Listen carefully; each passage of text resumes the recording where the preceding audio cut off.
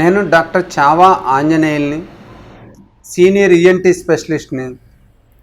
ఇక్కడ Asian ENT care సెంటర్ని స్థాపించి హైదరాబాద్ పంజాగుట్లో అక్కడే ఈఎన్టీ డాక్టర్గా పనిచేస్తున్నాను. ఏషియన్ ఈఎన్టీ కేర్ సెంటర్లో చెవి, ముక్కు, గొంతు సమస్యలకి, వెనికిడి సమస్యలకి, ఎలర్జీ సమస్యలకి, వాయిస్ ప్రాబ్లమ్స్కి అన్ని రకాల టెస్టులు, అన్ని రకాల ట్రీట్మెంట్లు, మెడికల్ ట్రీట్మెంట్ కావచ్చు, సర్జరీ కావచ్చు, ఫిజియోథెరపీ కావచ్చు, ఇలా అన్ని రకాల ట్రీట్మెంట్లు కూడా మీకు అవైలబుల్లో ఉన్నాయి. మనం చెవికి సంబంధించి చూసినట్టయితే కాక్లియో వెస్టిబులర్ ల్యాబ్, దీంట్లో వినికిడి సమస్యలకి, వెస్టిబులర్ నర్వ్ సంబంధించిన వెంపు, విఎన్జి టెస్ట్ అన్నీ ఉన్నాయన్నమాట. దీంతో మనం వినికిడికి సంబంధించింది ఎంత తక్కువ ఉంది, వెస్టిబులర్ నర్వ్స్ ఎంత వీక్గా ఉన్నాయి, తలదిరగటానికి కారణం ఏంటి పూర్తిగా తెలుసుకొని దానికి అవసరమైన ట్రీట్మెంట్ మనం ఇవ్వచ్చు.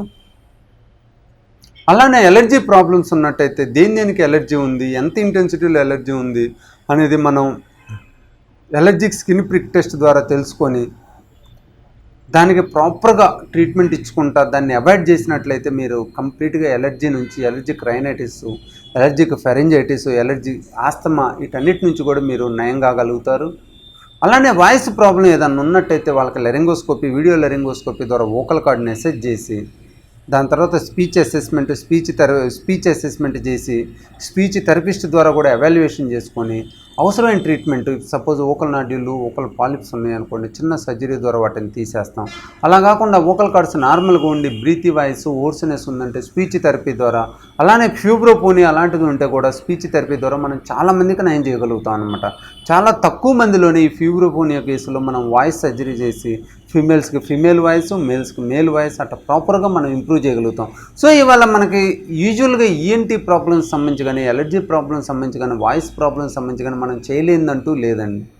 ఆల్మోస్ట్ అన్ని రకాల ట్రీట్మెంట్స్, అన్ని రకాల ప్రాబ్లమ్స్కి ట్రీట్మెంట్స్ ఉన్నాయి. అన్ని రకాల ప్రాబ్లమ్స్ని కూడా మనం ఇంప్రూవ్ చేసుకొని పేషెంట్కి నార్మల్ సిచ్యువేషన్, అంటే హీరింగ్ తగ్గితే హీరింగ్ని ఇంప్రూవ్ చేయటం, వాయిస్ తగ్గితే వాయిస్ని ఇంప్రూవ్ చేయటం, ఒకవేళ ఎలర్జీ ప్రాబ్లం ఎలర్జీని పూర్తి క్యూర్ చేయటం, బ్రీతింగ్ ప్రాబ్లం ఉన్నట్లయితే ఎయిర్వేని మంచిగా ఇంప్రూవ్ చేయటం, స్నోరింగ్ ప్రాబ్లం ఉన్నట్టయితే స్నోరింగ్ తగ్గించడం, ఇలా ఏ రకమైన ఈఎన్టీ ప్రాబ్లమ్స్ కూడా మనం పూర్తిగా నయం చేయగలుగుతున్నాం.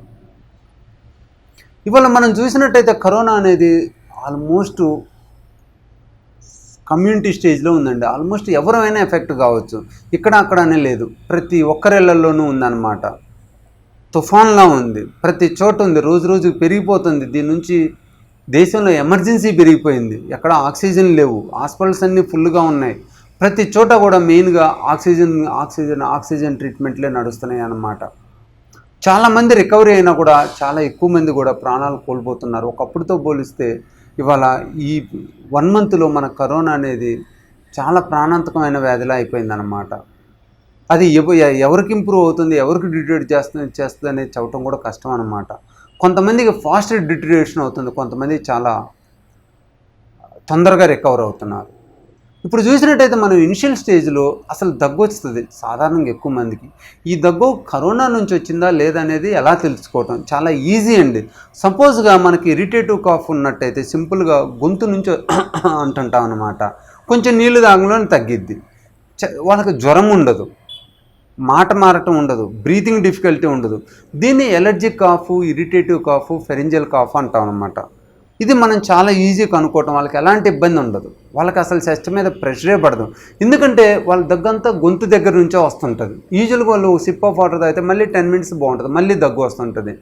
బట్ స్టిల్ మనం దీన్ని కరోనా కాఫ్ నుంచి డిఫరెన్షియేట్ చేయడం చాలా ఇంపార్టెంట్ అండి. ఎస్పెషల్లీ లేమ్యాన్కి ఏమాత్రం దగ్గు వస్తున్నా, ఆ గొంతులో దగ్గుతో పాటు గొంతులో నొప్పి లాంటిది ఉంటున్నా, ఛాతి నొప్పి వస్తున్నా, ఛాతి మజిల్స్ కూడా దగ్గాల్సి ఉపయోగపడుతున్నా, జ్వరం వస్తున్నా, బాడీ పెయిన్స్ ఉన్నా, ముక్కులమ్మిటి కారుతున్నా, ముక్కు వెనక భాగంలో మంటగా ఉన్నా కూడా మనం కరోనాని ఈజీగా సస్పెక్ట్ చేయండి. ఇప్పుడున్న పరిస్థితుల్లో మనం కరోనాని ఎట్టి పరిస్థితుల్లో నెగ్లెక్ట్ చేయడం మంచిది కాదనమాట.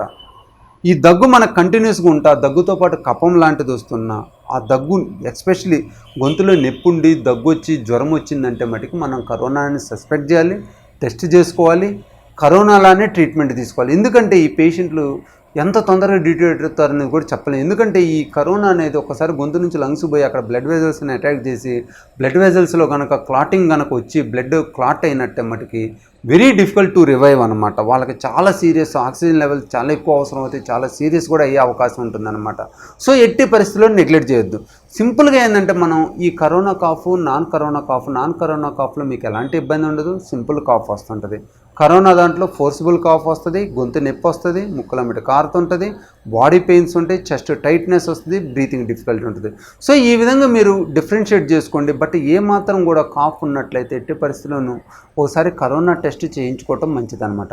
ఒకవేళ కరోనా నెగిటివ్ ఉండి పెద్ద కాఫ్ ఏమి లేకపోతే, సింపుల్ కాఫ్ త్రోటుతున్నట్టయితే, అలర్జీ ట్యాబ్లెట్, గ్యాస్ ట్రబుల్ ఉన్నట్టయితే ఆ గ్యాస్ తగ్గటానికి గ్యాస్ ట్యాబ్లెట్ వాడుకున్నట్టయితే మనకి ఈ దగ్గు తగ్గి పూర్తిగా నయం అయిపోతుంది. ఏమాత్రం కరోనా సస్పిషన్, కరోనాకు సంబంధించినట్టు ఫీవర్ కానీ, చెస్ట్ టైట్నెస్ కానీ, చెస్ట్ పెయిన్ కానీ, ఆక్సిజన్ లెవెల్స్ కానీ తగ్గుతున్నట్లయితే ఇమీడియట్గా మనం హాస్పిటల్కి వెళ్ళి ఇనిషియల్గా ట్రీట్మెంట్ స్టార్ట్ చేసుకున్నట్టయితే పేషెంట్ సివియర్ స్టేజ్కి పోకుండా, సివియర్ లైఫ్ థ్రెటనింగ్ కండిషన్కి వెళ్లకుండా ఎక్కువ మంది రికవరీ అవుతారనమాట.